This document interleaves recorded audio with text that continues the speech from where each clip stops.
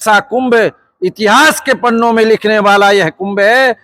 आइए, आप सबका स्वागत है तीर्थराज प्रयाग में। नमस्कार, मैं सुभाष कुमार और आप देख रहे हैं न्यूज़ 22। लगातार हम लोग सनातन की चीज़ें को समझ रहे हैं।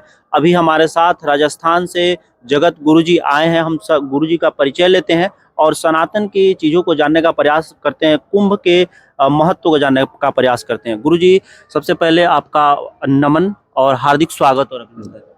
श्रीमद जगत गुरु विजय राम रावल द्वार पीठाधीश्वर वैदेही वल्लभ देवाचार्य, जोधपुर, राजस्थान।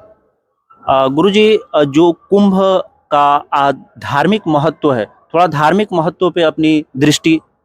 देखिए, यह प्रयाग भूमि है। ये प्रयाग भूमि जब सृष्टि का संपूर्ण लय हो जा गया और उस लय के बाद में यदि पुनरावृत्ति के बाद में यज्ञ उत्सव किए गए तो यही प्रयाग भूमि है, जिस भूमि में अक्षयवट भगवान जब विश्व का संपूर्ण जलमग्नता से लय हो जाता है तो भगवान कृष्ण 52 अवतार धारण करके सुंदर से 52 स्वरूप में होकर के, छोटे से स्वरूप बाल स्वरूप होकर के इसी अक्षय वट के वटवृक्ष में होकर के और इस सृष्टि का सृजन और श्रृंगार करते हैं। ये प्रयाग भूमि वह भूमि है जिस भूमि में अनेक तीर्थों से अनेक तपस्वी आया करके इस पतित पावनी मातु गंगा में गोता लगाते हैं। 1 मास तक रह करके यहाँ पर कल्पवास करते हैं। अभी तो माघ मास में तो वैसे भी प्रत्येक वर्ष के बाद में माघ मास आता है, मकर संक्रांति होती है जो 14 तारीख को हो रही है। उस 14 तारीख के संक्रांति में प्रत्येक वर्ष माघ मास में यहाँ लोग आकर के माँ गंगे में अपने गोता लगाते हैं और 1 मास तक यहाँ पे इसी मातु गंगे की रेणुका में रह करके कल्पवास करते हैं।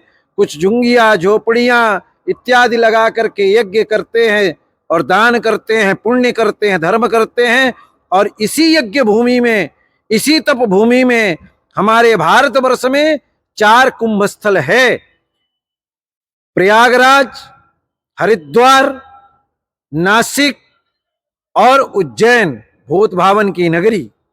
इसमें वैसे प्रत्येक स्थानों में कुंभ होते हैं 12-12 वर्षों में। प्रयागराज में अर्ध कुंभ और कुंभ होता है, पर ये जो इस बार हो रहा है ये महाकुंभ है। ये महाकुंभ 141 वर्ष के बाद ये योग बना है, इसलिए इसको महाकुंभ कह रहे हैं हम लोग।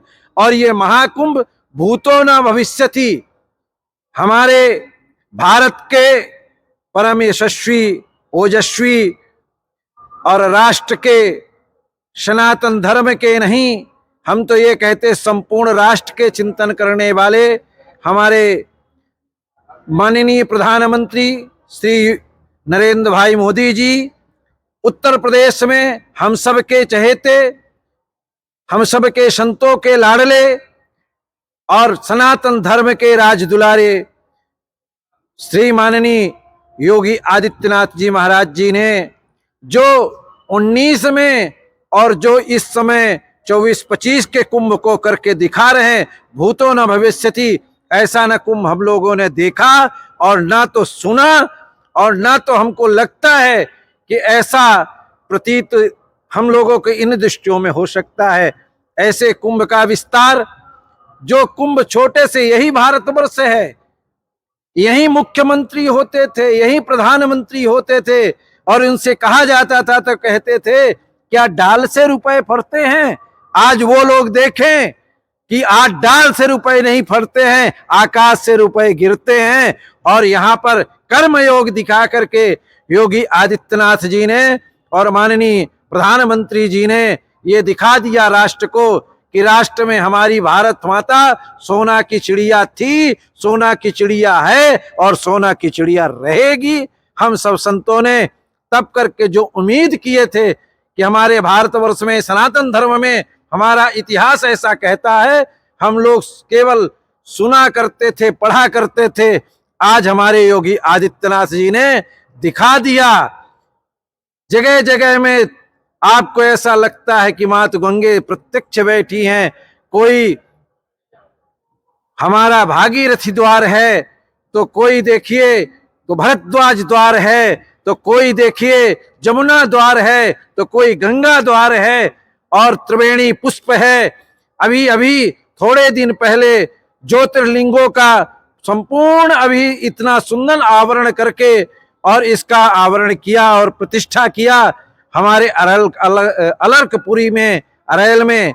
आज भी लगभग 1100 करोड़ का ऐसा बताते हैं कि पैसे लगा करके दिव्य अलौकिक तीर्थ का विस्तार किया है। हम सब तीर्थवासियों को आए हुए व संपूर्ण भारत व विश्व से जो आ रहे हैं श्रद्धालुओं से, उनसे मैं निवेदन करूंगा अलर्कपुरी में भी जा करके दर्शन करिएगा, जहां पर सोमेश्वर नाथ महाराज हैं, नाग वासुकी हैं और हमारे अक्षयवट हैं, द्वादश माधव हैं।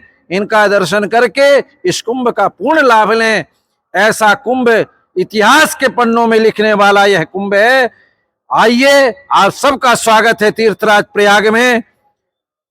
हम इस समय वर्तमान में अखिल भारतीय पंच निर्वाणी अनी अखाड़ा में आज हमारे वैसे प्रत्येक अखाड़ों में आकर के योगी आदित्यनाथ जी महाराज जी ने सभी अखाड़ों में चरण पादुका का दर्शन किए और प्रणाम किए, और उस कड़ी में आप सबका स्वागत है। संक्रांति आ रही है, आप आइए, शासन प्रशासन सबकी मदद करते हुए इस कुंभ की दिव्यता और भव्यता को संपूर्णता से श्रृंगार करें। जय श्री सीताराम।